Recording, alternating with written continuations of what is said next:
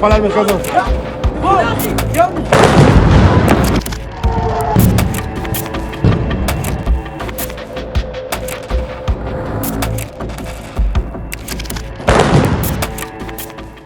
जी हाँ दोस्तों, ईरान पर खामेनेई के कमांडर के प्लान से ट्रंप का उतरा चेहरा।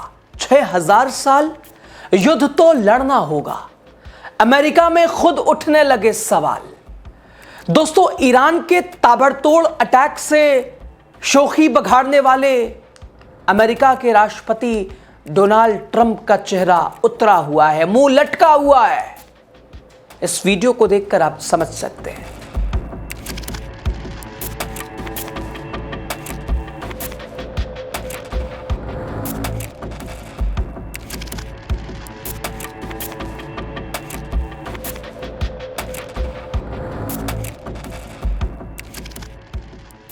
सारी अकड़ गायब, घमंड हवा हवाई, अंदर से डरा और घबराया हुआ लग रहा है। ट्रंप को पहले लगा था कि अब तक ईरान घुटने टेक देगा, वो हर जगह जीत के ढोल पीट रहा होगा, लेकिन ऐसा हुआ नहीं। ईरान दे दनादन मिसाइलें दाग रहा है और होली के समय ईरान ने दिवाली का माहौल बना दिया है। Meaning, there would come a point where they have so many conventional missiles, so many drones, and it can inflict so much damage that no one can do anything about their nuclear program. That is what they were trying to do, is put themselves in a place of immunity where the damage they could inflict on the region would be so high that no one can do anything about their nuclear program or their nuclear ambitions. They are producing, by some estimates, over 100 of these missiles a month. Compare that to the 6 or 7 interceptors that can be built a month. They can build 100 of these a month, not to mention the thousands of one-way attack drones that they also have. They've been doing this for a very long time, and by the way, they've been doing it under sanction. You see the attacks they're conducting right now? They're attacking airports, they're attacking hotels, they're hitting not just military bases, they're attacking our embassies directly, they're attacking facilities that have nothing to do with war or with military, and that's a weekend Iran. That's in Iran despite years of sanction. Imagine a year from now, or a year and a half from now, the capabilities they would have to inflict damage on us. It's an unacceptable risk, especially in the hands of a regime that's run by radical clerics. The Ayatollah was a radical cleric. That entire regime is led by radical clerics who don't make geopolitical decisions. They make decisions on the basis of theology, their view of theology, which is an apocalyptic one. That has to be taken very seriously as well. So that was the purpose for what this operation is all about. That's what it's. दोस्तों, America का डर साफ दिख रहा है। Iran को लेकर Trump सरकार में मंत्री मार्को रूबियो कह रहे हैं, ईरान 1 महीने में 100 बैलिस्टिक मिसाइलें बना सकता। हम 1 महीने में सिर्फ 6 या 7 इंटरसेप्टर बनाते हैं। इसके अलावा ईरान के पास हजारों वन वे ड्रोन है।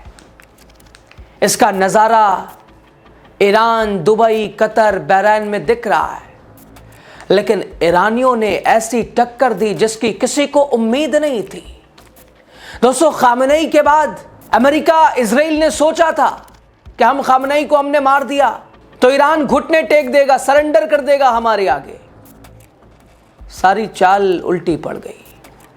ईरान ने तो अब तो अपना रौद्र रूप दिखाना शुरू किया है। ईरान अब तो अपनी ताकत दिखा रहा है।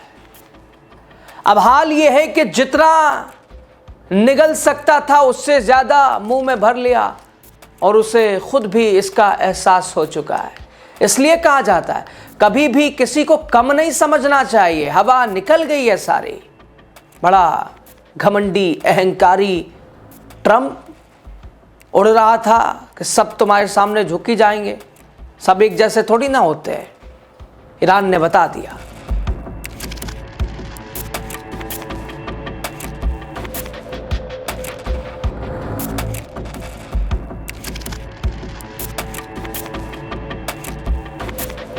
दोस्तों, ईरान के दुश्मन देश इजराइल के न्यूज चैनलों ने तो ईरानी मिसाइलों को क्लस्टर वॉरहेड को अविश्वसनीय बताया।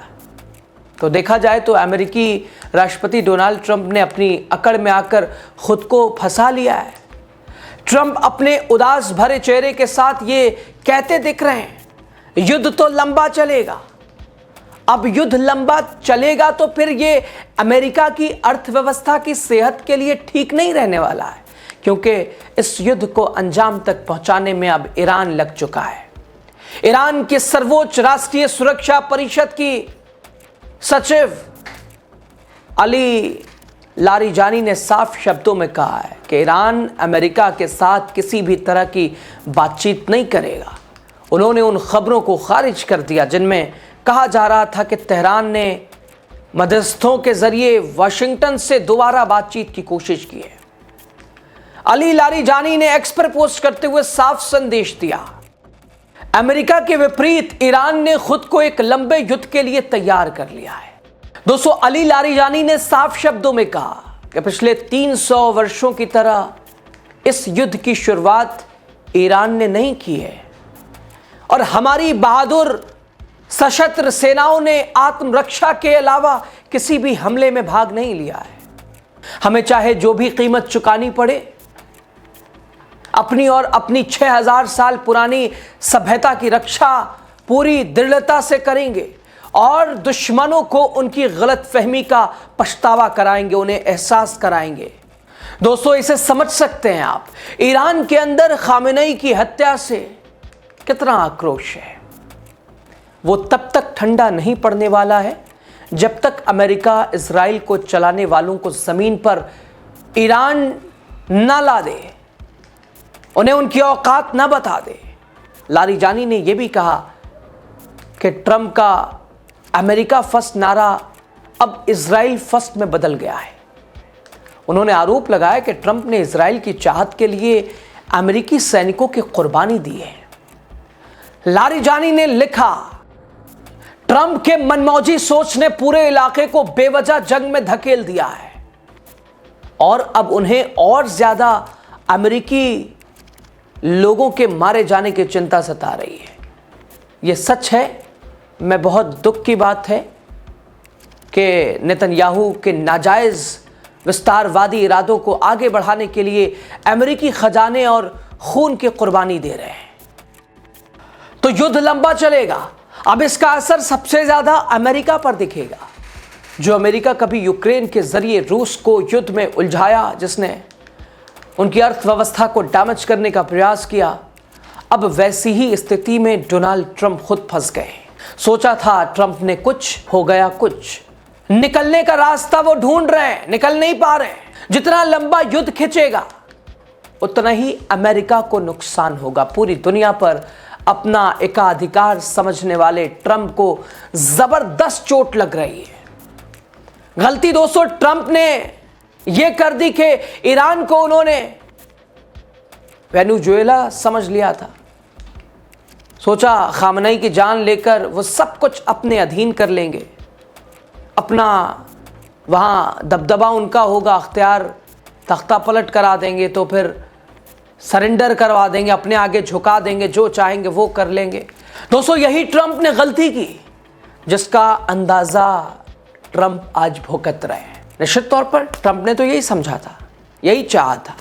इजराइल ईरान की मंशा तो यही थी कि अब सुप्रीम लीडर जब जो लीड कर रहा था, जो नेतृत्व कर रहा था, हमने उसी का काम तमाम कर दिया। अब तो पीछे वाले ऐसे ही भाग जाए। आमतौर पर होता भी दोस्तों ऐसा ही है। कोई जंग का मैदान हो, कहीं अगर मेन लीडर को आप ठिकाने लगा देते हैं तो पीछे वाले ऐसे ही निकल लेते हैं कि अब हम रह के क्या करेंगे। लेकिन ईरान के साथ अमेरिका ने भी यही सोचा था, लेकिन उन्हें कहाँ अंदाज़ा, ये तो जान हथेली पे रख के फिरने वाले, जब कल नहीं झुके तो अब आज झुकेंगे। अब तो ये घायल शेर की अवस्था में है। और ये घायल शेर कितना खतरनाक होता है, अभी कोई इजराइल से पूछे, कोई अमेरिका और उनका साथ देने वालों से पूछे। अब दोस्तों, मिला जुलाकर अमेरिका की पूरी चाल उल्टी पड़ चुकी है। ईरान कहर बरपा रहा है। ये हमले, ड्रोन, बैलिस्टिक मिसाइलें, हाइपरसोनिक मिसाइलें, फतेह मिसाइल, सब दिखा रही है, बता रही है। किसी को कम मत समझना। तुम्हारी नानी याद दिला देंगे, औकात याद दिला देंगे। यही हाल है अमेरिका इजराइल का। अब बताइए आपकी राय क्या है, आपकी कमेंट क्या है।